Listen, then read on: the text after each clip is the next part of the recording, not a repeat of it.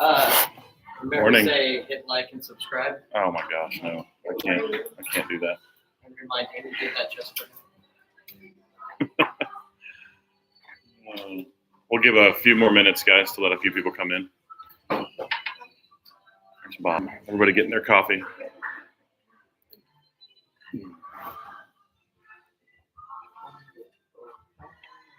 Hey, Bob.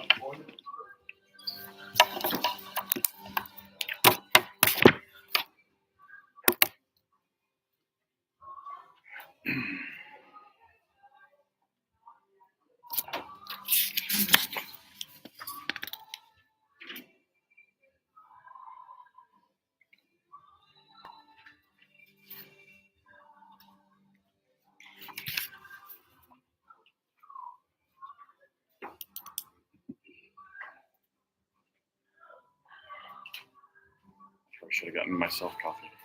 You need a coffee? I don't. I'm afraid I'll knock it over. You know how it is. So long. I was going to get it. I'm like, with that. You don't really have. I could be clumsy. I can sit here with it, and you can like give me a facial expression that you give me. I'll give you the high sign. Yeah, and I come over here and you grab it like it's sitting there. You know what I mean? Nobody ever has to know. I don't think it's that big a deal. Okay. I'm good. I like doing cool, fun things like that. So it's a pretty big deal. I get that. You know, whenever you think of it that way. It's true. For me, right? I'm trying to think of what we should do for a few minutes here. Dean normally does a recap, right, of last week.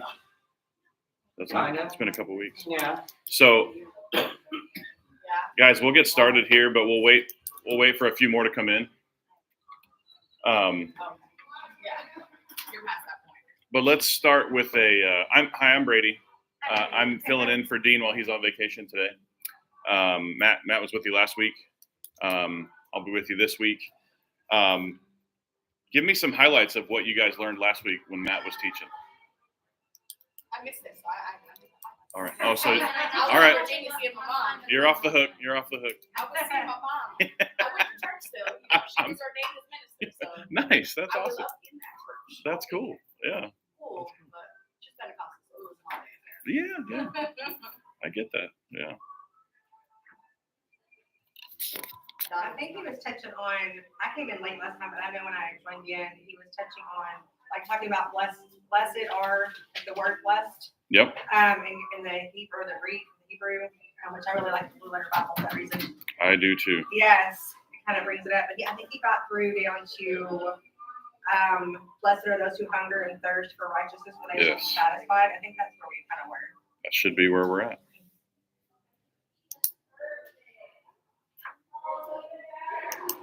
So he talked about the meek, right? Yeah. I listened to Matt's earlier this week, and I was like, Matt's a great teacher. Can you guys hear me, Bob, back there? Okay. We can shut the door now. Yeah, we'll just get started. 8:35. So when Dean asked me to help teach the class, I did kind of some readings on Sermon on the Mount and tried to get more familiar with it again. It's been a while since I've studied it. And I just thought I'd put together I know it's when you have different teachers, then they bring in their own personality and perspective on things, but I think it's cool to share a little bit different perspective. I don't know if Dean shared the things that I'm going to share. But I just wanted to give my perspective on some of these things, and then we can jump into, we're going to be going over the merciful and the pure in heart today. That's verses of chapter 5, Matthew chapter 5, verses 7 and 8. But a couple things I just wanted to point out first before we start. Have you guys have heard of C.S. Lewis, I'm sure. Have you ever heard of C.S. Lewis's trilemma? So in talking about Jesus, C.S. Lewis has what's called the trilemma. And he said that Jesus claimed to be God, as we know. So either he was a liar, he was insane, or he was God. Right. Or is God, right? Spell trilemma. Trilemma, Trilemma. Okay. So what I'm getting at is we believe that Jesus is God. So if he's saying these things, then we know that they're true. We know he's not a liar. We know he wasn't insane. So he's God. And so when he starts talking about these things at Sermon on the Mount, obviously you guys have heard these are a collection of his teachings. It wasn't him trying to impress people or wax eloquent about these things. He was somewhat battling the Pharisees, but that's not what this is about fully. It's him sharing the truth that he knows, that he believes. And for him to be sharing these things, we know that he truly believed it because he's God, right? So as he's sharing these things, because at this time these things were very countercultural. They were he's sharing things about the kingdom that these people don't necessarily understand.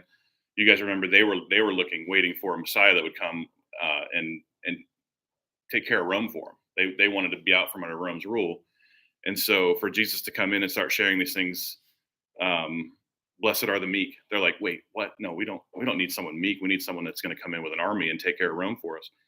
So we have to remember that he believed every single word he's saying, and furthermore, he's an example of everything he said. He set the example for us. There's a theologian, Anglican theologian, John Stott.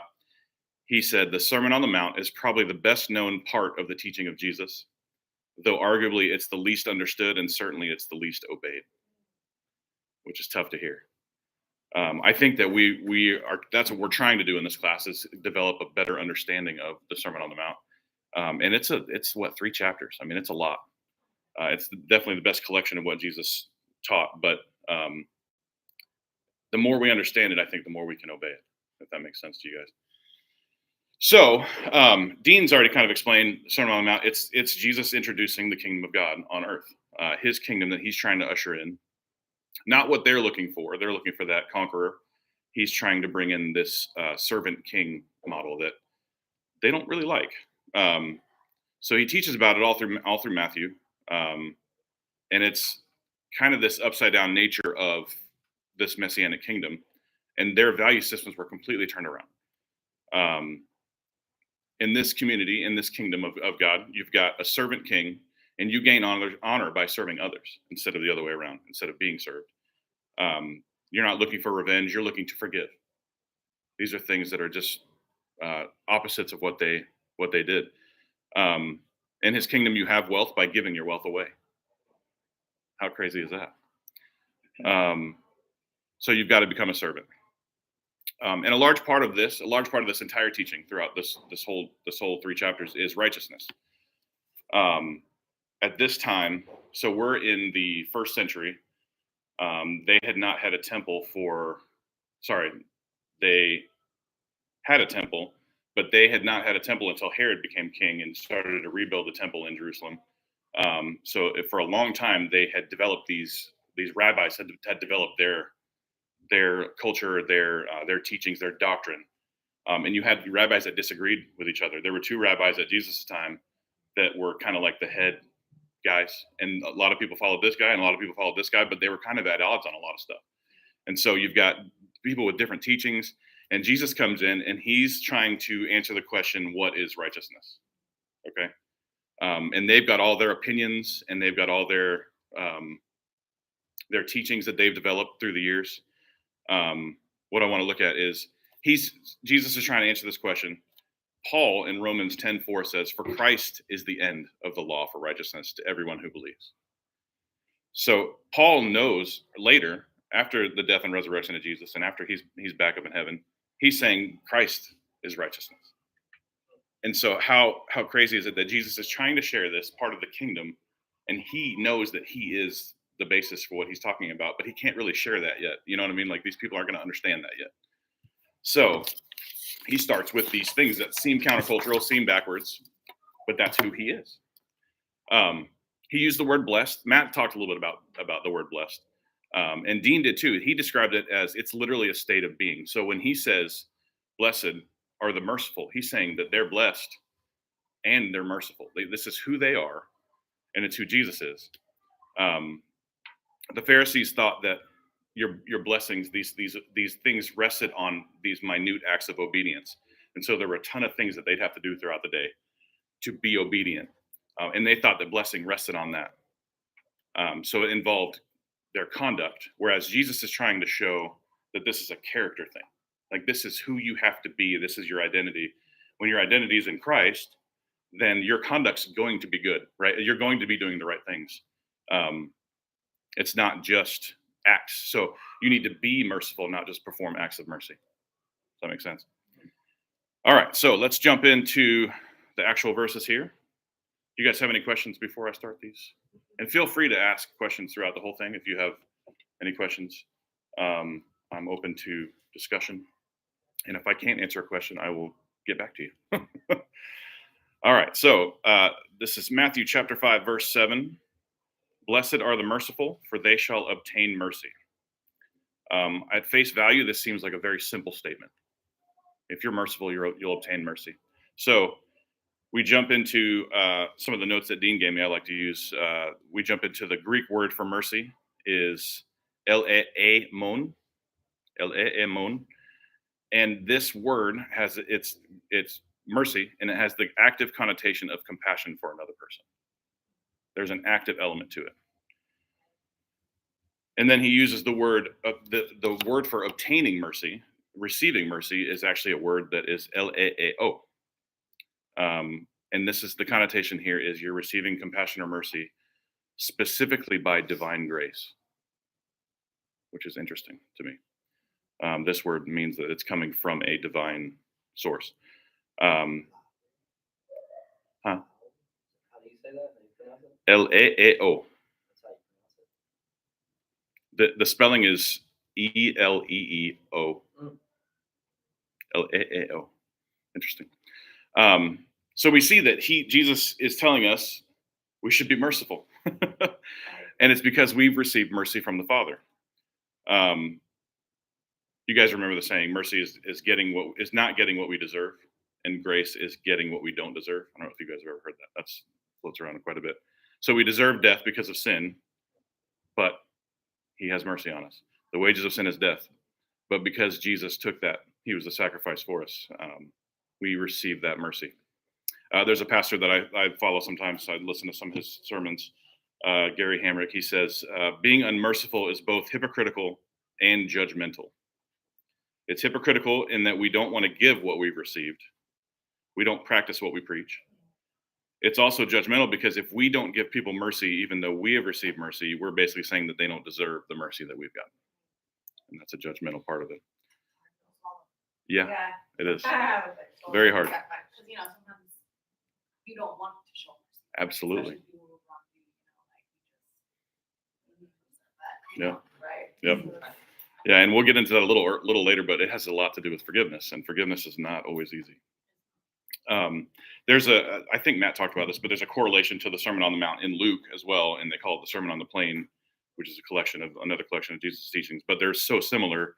In Luke 6:36, it says, therefore, be merciful just as your Father also is merciful. And this is mercy from God. So this isn't like some conditional thing. This is when God gives mercy, he gives mercy. Like it's fully mercy. He doesn't hold back. The next verse says, judge not, and you shall not be judged. Condemn not, and you shall not be condemned. Forgive, and you will be forgiven. So it's that continuation, that extension of if you're merciful, the Father's merciful. So don't judge. Not necessarily don't judge. Judge not, and you shall not be judged. So if you're ready to be judged, then maybe you should judge. But I know that. I know that I don't want to be judged pretty harshly sometimes. But condemn not, you should not be condemned. Forgive, and you will be forgiven. And we know there's lots of verses about forgiveness. Jesus says, if you don't forgive, my Father won't forgive. Won't have that mercy on you. So the idea is don't withhold the mercy that God has promised to you. You've received mercy.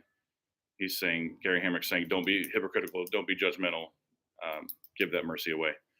There's some other passages that contain this same idea. Proverbs 11:17 says, a man who is kind benefits himself, but a cruel man hurts himself. It's kind of flipped around a little bit. And that equates mercy to kindness, which is interesting as well. And then Proverbs 14:21 says, whoever despises his neighbor is a sinner, but blessed is he who is generous to the poor, which now brings in a connotation of merciful is not just forgiveness, but it's also maybe blessing someone that is less fortunate or needs something, providing something for someone.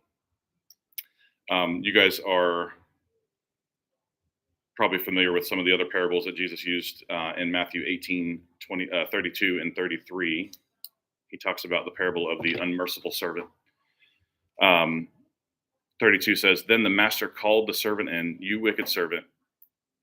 Actually, let me give you the backstory if you don't remember, just in case. The master calls the servant in, says, you owe me this. And the servant says, I can't pay that right now. Can I basically have some time? And the master has mercy on him and says, yeah, you can have some time. And then that servant continues to go to one of his servants or someone that's with him and says, you owe me money. I need that money right now. And the guy says, hey, can I have some time to do that? I can't do it right now. And he says, no. And he has him thrown in prison. So then when the master hears about this, that this servant has been unmerciful to another servant, he says, you wicked servant, I canceled all the debt of yours because you begged me to. Shouldn't you have had mercy on your fellow servant just as I had on you? So this is Jesus bringing the same concept in with a parable. And then in the sheep and the goats parable, this is from Matthew 25, 34 through 36. Then the king, so he's bringing in this end times, more end times thing. Then the king will say to those on his right, come, you who are blessed by my Father, take your inheritance, the kingdom prepared for you since the creation of the world. For I was hungry, and you gave me something to eat. I was thirsty, and you gave me something to drink. I was a stranger, and you invited me in. I needed clothes, and you clothed me. I was sick, and you looked after me. I was in prison, and you came to visit me. So that's another side of that. People who are in need, they showed mercy on that person. Some of the commentators I looked at for this, there's so much. It's so funny because on these short passages, there's so much information and so many things that people take from it. I love it. Craig A. Evans is one of the commentators I read, and he says, he talks about how mercy is a part of God's character, who he is, kind of what I already mentioned. In Exodus 22:27, he says, when they cry out to me, I will hear, for I am compassionate. And when God says I am, that's his case. He's revealing his character. I am this, I am compassionate. And this is as Moses is giving some of the moral responsibilities that the Israelites are supposed to have. So in relation to other people, this is how you're supposed to be, because God is compassionate. And that's Jesus is teaching this character. He's teaching this character that inspires our conduct to be better. John D. Barry says, blessed are the merciful. God rewards those who imitate his goodness and mercy. This beatitude has the same emphasis as the others. God's kingdom is breaking in upon the world. And when it does, God will show mercy to those who have been merciful to others. I love how he words that, how God's kingdom is breaking in. Like they can't really stop it. This is how it's going to be. And when that happens, mercy is shown upon those who have given mercy. That's cool. So obviously from reading these things and the readings I've done, having mercy on others involves those two aspects. You can have mercy, you can have forgiveness on someone, give them forgiveness for a debt that they've done to you or something that they've wronged you, or you can have compassion on someone who's in need. And I think that this is cool because it shows both aspects that the Lord has mercy on us for. So before we move into pure in heart, do you guys have any questions, comments about this, about mercy? Testimonies? Is mercy uncomfortable? Yeah, absolutely. It definitely is. It definitely is. It shows in that wicked servant that servant wasn't willing to have that uncomfort of giving mercy to his other servant. He paid. Mercy can be uncomfortable due to the aspect of forgiving. Yeah. Sometimes forgiving is hard, like especially somebody that's wronged you or anything like that. It can be hard to let that go and to forgive. Absolutely. But unforgiveness is one of the biggest blockings of blessings. Mm. So it's like by being unforgiving and by not being merciful, you're kind of shooting yourself in the foot there. Right. It's true. Right. I heard a message one time that's on that same unforgiving servant, and he related it to fear. That he had the fear of that he wasn't really forgiven by his master. Interesting. So he went to go collect. Yeah. So you were not able to kind of forgive yourself or accept that forgiveness. Then you're not able to pass it on. Right. And that kind of holds you hostage. Right. I'd say it's uncomfortable up until it's over with. Like if while you're going through the act of being merciful, trying to Sure. say whatever it is, whatever it can be uncomfortable, or maybe it's somebody that have had a long issue with and you're now just approaching it. But after you're done, there's a relief. Mm-hmm. So it might be uncomfortable while in the act, but I think it should really lead to a relief. Yeah. I And, think so. Freedom. and I believe, you know, just like the word say, you train up a child in the way that it should go. You know, just being a leader, we should treat people the way you want to be treated. You know, we shouldn't be torn between the both of them. So, Right. you know, if you're gonna live for one, either you live for one or live for the other. So, we have to treat people the way we want to be treated, Yep. and that goes to show your character. You know? Yeah. I can't tell you how many times a day I tell my kids that. Would you want to be treated this way? Why are you treating your brother or your sister this way? Right. Like it's so funny. And I mean, honestly, they're kids. I mean, they've gotten older now. It's crazy. But as adults, we still struggle with this sometimes. I mean, these are simple things to learn, but really hard to apply and to walk out. It's easy to be petty and not realize you are, Sure. Yeah. just because you're being selfish. Yeah. We fall into those, even like a habit of pettiness sometimes where we just, that's how we think. And so it's like, it's hard to break out of that. Have you guys ever read The Bait of Satan? It's a book by John Bevere. Yeah. Yeah. It's all about unforgiveness and about the importance of showing mercy on people, and just how unforgiveness can just wreak havoc in your life because it literally can make you sick. Like it can really mess you up. And so what's cool is, Ashley, you talked about the fear of not really being forgiven and how Jesus says, show mercy. Like he's not just saying show mercy. He's saying show mercy and you'll be shown mercy. So he's like giving you that promise of like, don't forget, like this is gonna. But also that we've been shown mercy. Right. Shown mercy. Right. Yeah. Yeah. So that's cool. Yeah, Good who stuff. are we if we've been given the mercy by God and we're not? And I think that's something Dean would say. Like he really falls hard on that. Like he's like it really hits hard on him. Like all these things God's done for me and I can't do it, provided back. Like who am I? Right. Who am I? Right. It's true. It's true. And God and Jesus, who is perfect. You know what I mean? We're not perfect, but he's saying this to us to encourage us. Hey, the mercy's there for you.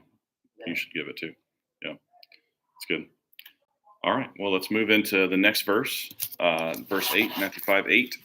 Blessed are the pure in heart, for they shall see God. And I think this is a cool promise. Mercy is cool because if you give mercy, you'll be shown mercy. If you're pure in heart, you'll see God, which is really cool. Some of the Greek words here for pure is katharos, which I think we get the word catharsis from, which just means clean, clear, or pure. And then the heart is cardia. It's pretty standard there, cardia. And it's literally the thoughts, the heart. It means the heart literally, but they're alluding to the thoughts and feelings of the mind. So when you think about your mind, your heart is your feelings, your thoughts, your emotions, those things, your will. And then this is cool, to see. So the pure at heart will see God. Comes from the Greek word horao, to stare at. is the definition, but the implication is that you see it clearly. You discern whatever you're looking at clearly. And the extension of that is that you're experiencing what you're seeing. You're beholding it. You're perceiving it, which brings that connotation of you're experiencing it. So, what's that? What word was that? It's horao, to see. Yeah. When I hear this phrase, pure heart, it always makes me think of Psalm 24:3-4, which says, who may ascend the hill of the Lord, or who may stand in his holy place? He who has clean hands and a pure heart, who has not lifted up his soul to an idol, nor sworn deceitfully. Pastor Tim did a sermon on this a while back, on who can ascend the hill of the Lord. And the connotation that's there is who can approach God's presence, like who can come into the temple, who can come into the tabernacle, who can be near the presence of God. You've got to have a pure heart. In that context, in Psalms, the pure is bar. It's the Hebrew word bar, which means clean or clear. And then in heart is also, it's a lebab, and it means inner man, mind, or will. So it's same meanings, just the Hebrew side of that. Bar lebab. So the Pharisees were always concerned about the outward appearance. This is what one of the things Jesus is kind of trying to combat here. Remember, he's talking to his disciples. Other people have gathered around here at the Sermon on the Mount, but he's mainly starting this with his disciples, and he's trying to get this into them, like it's not about the outward appearance. They were focused on that. Pharisees had all kind of ceremonies. They had baths that they would have to take. They'd have hand washing, all these outward things that would cleanse them. But there's just some things that, the inside can't be cleansed by those things. God has to do that supernaturally. And what's cool is that's his gift to us, is to cleanse us of those things. But then it's our responsibility to walk in that purity, which is difficult. 2 Timothy 2:22 says, so flee youthful passions and pursue righteousness, faith, love, and peace, along with those who call on the Lord from a pure heart. So there's another same exact words used there in Timothy, 2 Timothy. What's cool about that is you guys talked about last week with Matt about those who hunger and thirst after righteousness. And I think that's cool that in Timothy, Paul brings that out. You'll be with those that have a pure heart. If you're hungering and if you're seeking righteousness, pursuing righteousness, you'll have that pure heart. And that's, I think, Paul just reminding Timothy of this teaching of Jesus. Like, don't forget about this. 1 Peter 1:22 says, having purified your souls by your obedience to the truth for a sincere brotherly love, love one another earnestly from a pure heart. So again, this is the same Greek words for pure heart. And this is interesting because this puts us in a context of relationship with others. And if you have a pure heart, think about relationships you've had when you know people don't have a pure heart. It's rough, right? That's nobody has a completely pure heart. Like we lean on Jesus for our righteousness, and we're seeking this. We want to have a pure heart, but it's amazing how that can affect our relationship with others, and how he's saying, and Peter, you purify your souls by your obedience to the truth for sincere brotherly love. Love one another earnestly from a pure heart. How difficult is that to do? Man. And that just goes back to the last verse of mercy. If you got unforgiveness for someone, you're not going to be treating them like with a pure heart. It's cool how these things work together. One of the other verses I found, this is cool, from Revelation even. And this is talking more about the seeing God part. So those with pure heart will see God. Revelation 22:1-5 says, and he showed me, this is John the Revelator. So John's seeing this vision, and this angel showing him this vision. He showed me a pure river of water of life, clear as crystal, proceeding from the throne of God and of the Lamb.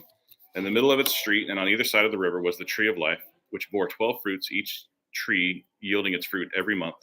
The leaves of the tree were for the healing of the nations, and there shall be no more curse, but the throne of God and of the Lamb shall be in it, and his servants shall serve him. They shall see his face, and his name shall be on their foreheads. There shall be no night there, no need for lamp or light or sun, but for the Lord God gives them light, and they shall reign forever and ever. They shall see his face. That's verse 4, and his name shall be on their foreheads. This is the same Greek word for see that we see in Jesus' sermon. God's servants will see his face. And remember that connotation of that word is experiencing whatever you're seeing. It's literally, we will be with God, beholding him, experiencing God. And this is a fulfillment of what Jesus is saying in the Sermon on the Mount. This is the fulfillment that John is seeing in Revelation of the New Jerusalem. Douglas Magnum, he's a commentator that I was reading. He said, being clean was the ritual state someone needed to be in to take part in many of the ceremonial practices of Judaism. So this included work in the temple. So to do anything in the temple, you had to have that clean connotation. They saw that as an outward thing. So they're just to go work, they had to be clean. And that comes all the way back from the law of Moses, when those guys had to be, you guys have heard that they'd put bells on the feet of the high priest when he'd go into the Holy of Holies. And if he wasn't pure, that he would die. And if the bell stopped ringing, they'd pull him back out. I think to just stand still for a little too long. Yeah, right. And they start yanking on the rope. Yeah, that's just crazy. I mean, that shows you how powerful it was, the penalty for not being pure back in the Old Testament. Oof. John D. Barry, he says this beatitude uses the terminology of ritual purity. So he's using this terminology that was common in Judaism. So these guys understood what he was saying by this terminology. And then he says they will see God. That's an example of the temple entrance. That's the liturgy that they use to talk about the temple entrance. They will see God. So this was written to these Jewish disciples, so they would understand this probably better than we do when it says to be pure. Another guy, Craig S. Keener, said, the pure in heart were those in Israel whose hearts were clean or undefiled, who recognized that God alone was their help and reward. The righteous would see God on the day of judgment, as in the first Exodus. So that's kind of it. It's difficult to unpack, but he's talking about in Exodus. I don't know. I didn't remember this. I don't know if you guys remember this. In Exodus, we know that Moses went up onto the mountain, and he spoke with God, and he asked to see God. And God said, "No, you can't see me. I'm going to put you in the cleft of the rock, and I'm going to pass by. You can see my back," basically. But before that, in 24:10 and 11, Moses went up with Aaron and a couple other guys, and then 70 elders of Israel. I don't know if you remember this. And it says they saw God, Really? which is interesting. But it says they saw God. They actually ate in front of him, and it said his the bricks under his feet were like precious stones. They ate before God, but it makes sure to say that God withheld his hand from them, which I think is interesting. Meaning he didn't kill them. He withheld his hand from them. So they were able to see God. So that we know that they had to be pure to do that. It doesn't say what things they went through to do that. It doesn't say in that context. Huh? No, that's Moses later, yeah, when he's glowing. But it makes me wonder what they saw. You know what I mean? I mean, it describes what they saw. It doesn't describe his face or anything. I don't know if they saw his face. It just says that they saw God, which I think was really interesting. So that's what this guy's referring to.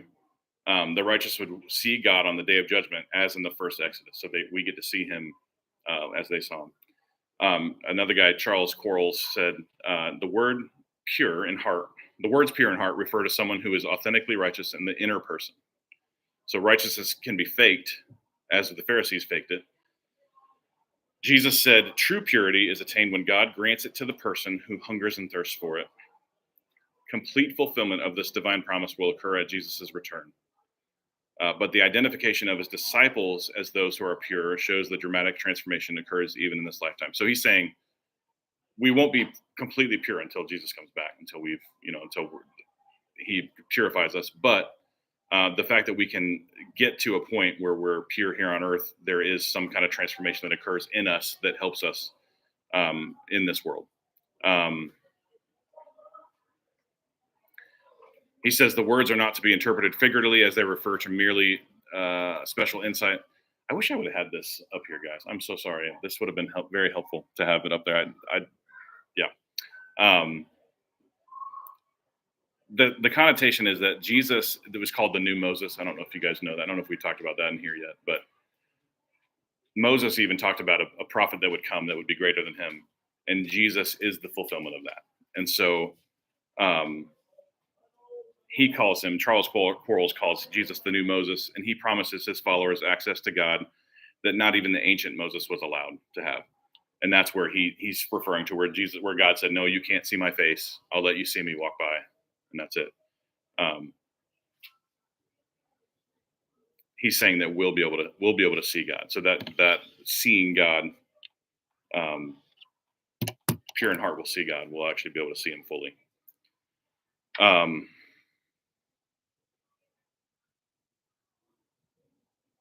more reference that I think is cool. Do you guys remember in Acts where the new church is growing? They're having some issues with Pharisees that had gotten saved, who still held this like, we have to follow the law, we have to do things right, we have to be purified in these ways. They wanted all new believers to be circumcised, and then so they have a council in Jerusalem. They go and they talk it out. Peter has to get up and talk. And he says, this is from Acts 15, 6 through 9. The apostles and elders came together to consider the matter. When there had been much dispute, so they argued a lot, Peter rose up and said to them, "Men and brethren, you know that a good while ago God chose among us that by my mouth the Gentiles would hear the word of the gospel and believe. So God, who knows the heart, acknowledged them by giving them the Holy Spirit, just as he did to us. And he made no distinction between us and them, purifying their hearts by faith." So this is kind of like Jesus preached this to his Jewish followers, to his disciples. And at that point, they thought that this was a Jewish thing. Like, they thought that this is Jesus. He's Jewish, but we're now seeing a new revelation of a Jewish Messiah coming to the earth. But when it opened up to the Gentiles, it like messed them up. They were like, wait a second, this is for us. And so literally Peter has to get up, and it says that they were Pharisees that had believed. So these are the guys that were like, they knew the stuff. They knew the law. They knew all this stuff. And they're saying, no, we still have to go by this. And Peter makes sure to say, he made no distinction between us and them, and he purified their hearts by faith. So I think that's the thing I'd like to bring out from the pure in heart will see God, is that it's still by faith. Like, we can't forget that it's faith. We're not going to be able to have pure hearts on our own. We can't go take a mikvah bath and purify our hearts. Like, it's completely by the work of Jesus. Right. And that's where the purity of heart comes from. It was opened up to the Gentiles in several different ways. Peter says through him, yes. But the fact that he makes sure to remind them, like, this is by faith. We can't forget that. I would find it hard to be trying to forgive people that were killing me and my family and stuff, like Paul. Sure. And stuff like that too. Yeah. I think that was a hard part to do. Absolutely. So we can have purity of heart through faith in Jesus, and the promise is we will see God, and we got to hold on to that. That's the hope, right? No matter what we go through here, no matter how many people we have to give mercy to, the hope is if we stay pure in heart, we will see God, and we can't do it by ourselves. It's through faith in Jesus. Any questions, comments, guys? I have a random one. Yeah. So Great. you said that in Exodus there was a spot where they did see God and they Yeah. had dinner before him, but yet that's one of the things that the Pharisees always used as to why Jesus couldn't be the Son of God, because we can't see God. But Right. in the same Torah, whatever that they used, they did. They did, yeah. That's why it's interesting that he says that. Sorry.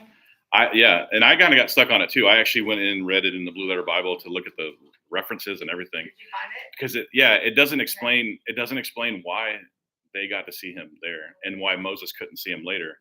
But even when Moses saw him walk past, that still made his face glow. Right. So I don't know the difference.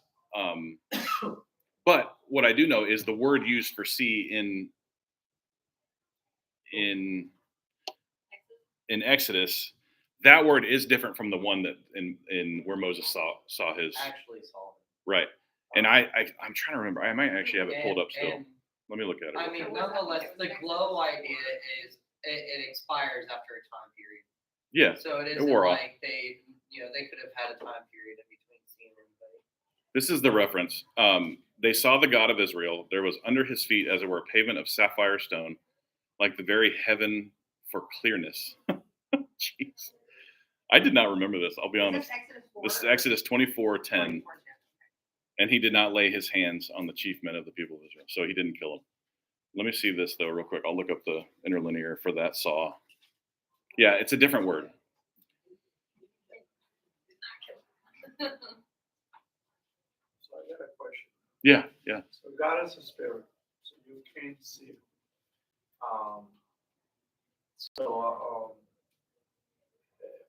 There's a possible something like Christophanies, like Revelation of Christ. And that's what you actually see. Not the Father. The Father's the spirit. Yeah. So you won't be you even in heaven, you will see Christ, but not the actual Father. It states that Christ will be to the right hand of God. Right. So you're going to see there's going to be a presence of God. Yeah, presence. Yeah. Whatever. If it's for, I don't. I think that's a lot of because contention. the actual, spiritual. What's he look like? Spiritual being, even in Genesis. Right. Spirit of God. Right. I think so. This is my thoughts, and I can look it up to better answer your question. But my thoughts are, God is spirit. The Father is spirit. But that's a supernatural thing that we're talking about. It's a supernatural. There are times even on earth when we've seen angels, we've seen other spiritual beings that are spirit. And I believe that what that takes is either him allowing us to see it, in this case, allowing the elders of Israel to see him, or some form thereof. It does say the God of Israel. So I don't know how to look at that besides the God that is spirit. You know what I mean? Yeah.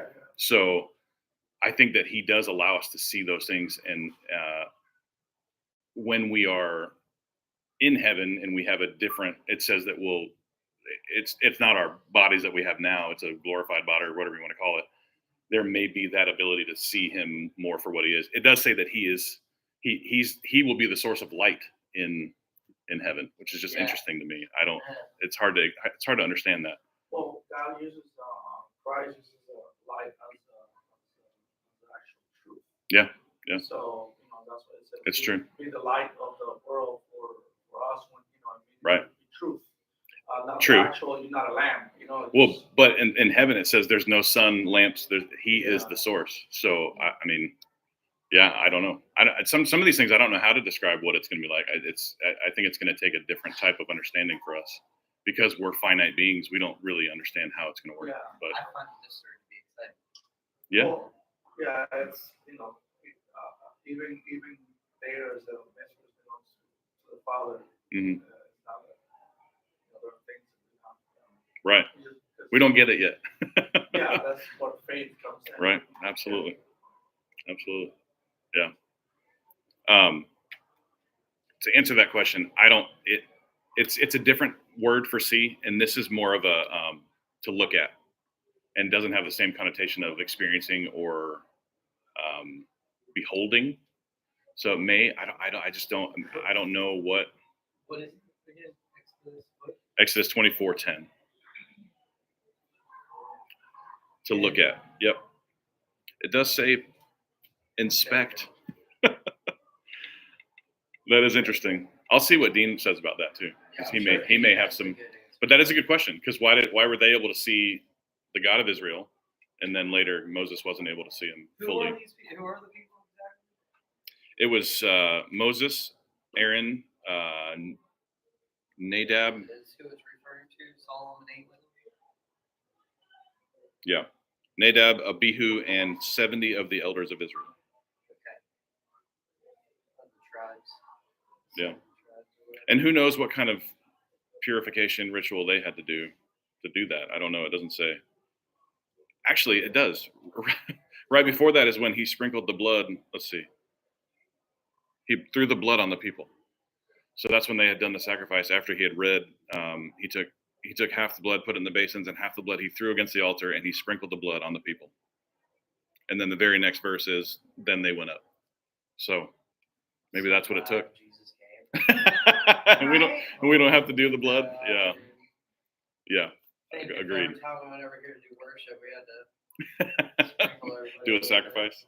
We just had sprinklers. Oh, stop! No, that's too far, Gary. That's gross. It's weird. Yeah. Any other questions, guys, before we wrap it up? Any insights, comments? I'm sorry I didn't have these commentators up here. I didn't think to. Man, it would have been much better, but. It would have. Yeah. What I can do is You did have really well. I'm just I can- kidding. You got- I can have Dean post my notes to the Padlet maybe, and then Yeah, you can that'd be read them. great. Because it does give a little more. Some of these they're just long excerpts, and it's like, oh, that's a lot. It's hard to follow that. Like I'm reading it and having trouble following it, so I'm sorry for you guys. No, I got it. It was. That's Yeah, good. you did Good. really Well, thank you guys. Good point. All right. Well, that's it for today. Next week, y'all are going into what is it? You want to pray us out? Yeah, I'll pray. Yeah, I should have prayed before we started. I guys. know. But let you get it. Gary should have reminded me. I'm just kidding. I- Peacemakers. Next week, you're getting I'm not peacemakers. all like there. Yep. Let's pray real quick. God, thank you that we could come together and learn more about you and the sayings of your son, Jesus, the things that he taught that are so important to understand. I pray that you, even as this class continues, as we go forward, that you'll bring even more and more understanding into not only what Jesus said, but who he was. We love you and thank you in Jesus' name. Amen. Amen. Thank you. You're welcome. Do you know what this is? What is this board here? Do you know? You don't know because you don't do this. Not at the moment. That's the first I've noticed Figure that, out. and I work here. It's in the stream, so, Oh yeah, good job. I should have done that. so they don't hear us talking about.